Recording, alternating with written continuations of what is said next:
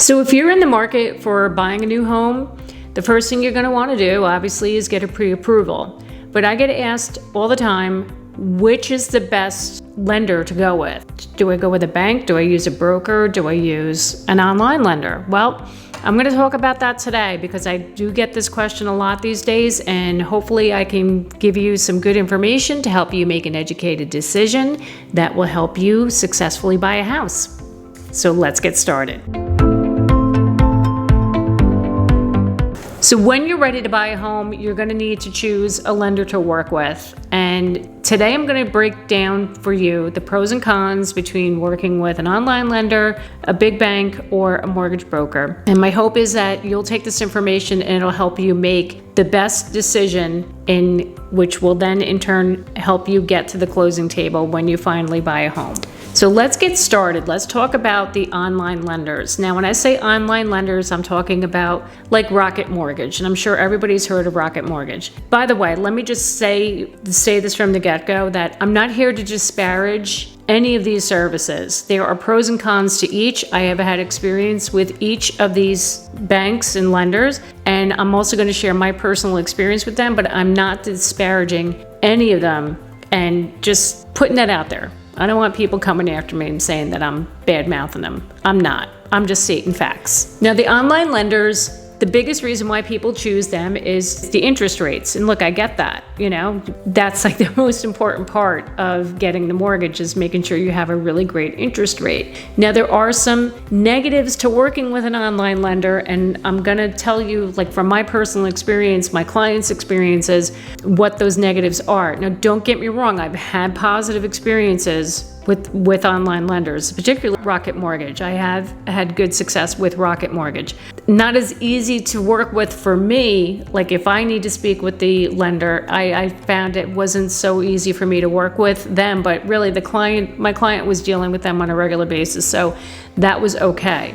So let's get into this. Now, the biggest negative to an online lender is they're only available Monday through Friday. So if you're shopping for a house on the weekend and you found a house you fell in love with, you want to put an offer in, you're going to need an updated pre-approval. And with an online lender, you're not going to get in touch with them until Monday morning. So that is a big drawback that I have found and my clients have found, especially in this market. We know how crazy it is. You got to get your offer in as soon as possible. If you can't get that pre-approval till Monday morning, it could potentially hurt you and keep you from getting that house. So keep that in mind. Now, another drawback to working with the online lenders, and I'm not speaking for all online lenders, this happens with some, not all. And I had this experience last year, as a matter of fact, with an online lender. So the other negative is the appraisers. Yeah. So what happens is these online lenders, like they're located in a different state. So say we're here in New Jersey, the actual company and your loan officer is located, they could be in like Texas or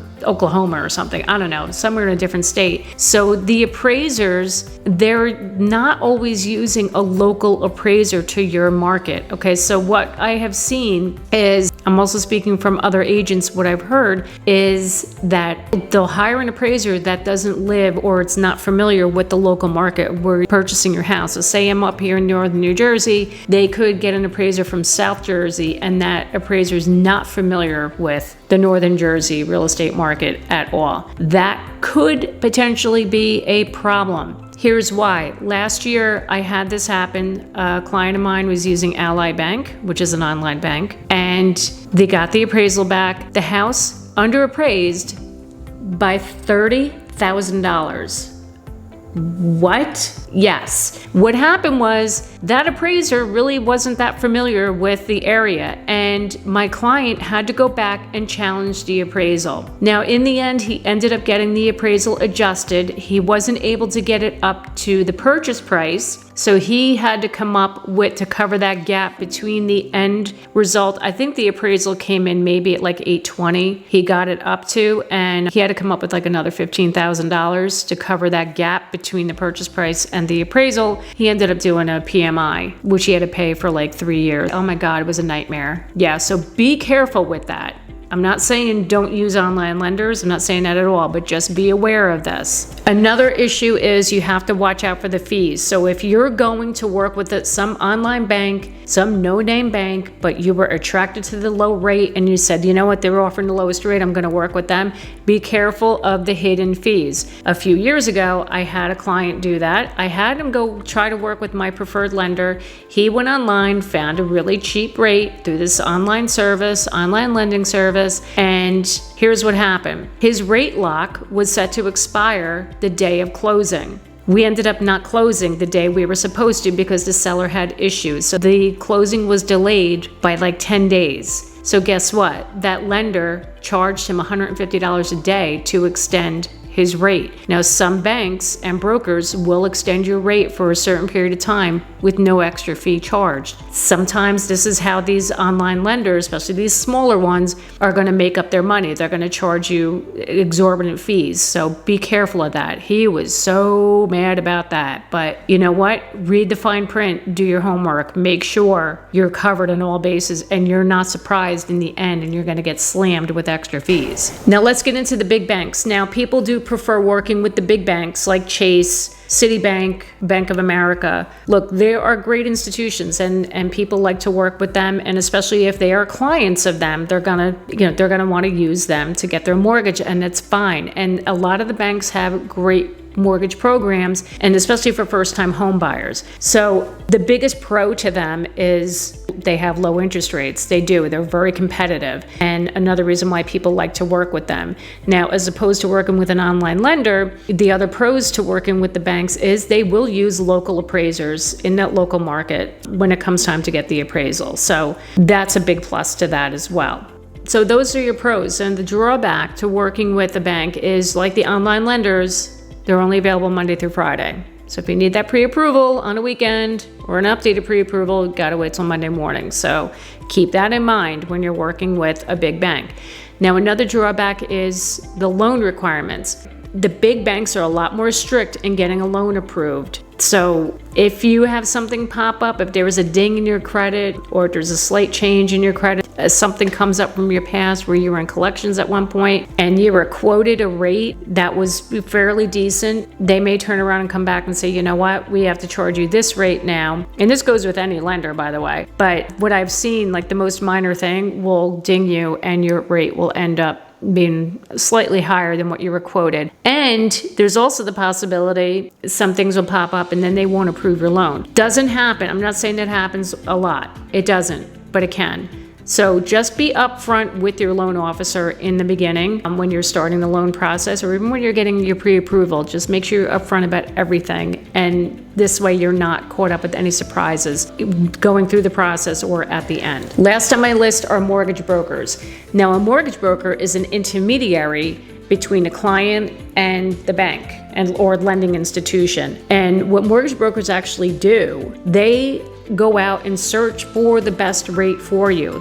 They work with all these different institutions and they hustle and they do their search and they find the best rate for you. Now, the big pro to working with a mortgage broker is that they're available 7 days a week. So if you got to put an offer in on a Sunday afternoon and you need a pre-approval, you can call them up and by George, they're going to get you a pre-approval in like record time. So that is a big plus, and I find a lot of my clients like to use them because of that reason, because of their accessibility.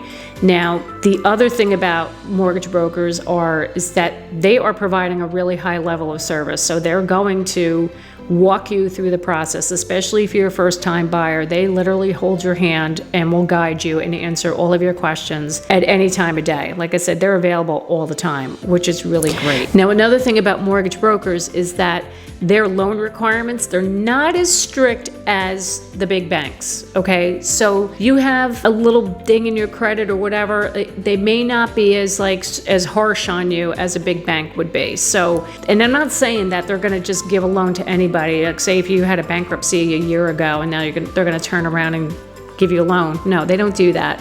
But they're a little more lenient with their requirements on approving a loan. Now, the one negative that I get about the mortgage brokers is the interest rate. I know. Look, their rates are competitive, but they do tend to be a little bit on the higher end. So that is the biggest complaint from people about working with the brokers. But the reason you're paying that higher rate is because of the level of service you are getting from the broker. They are really working hard, to help you get to the end result, which is getting to the closing table.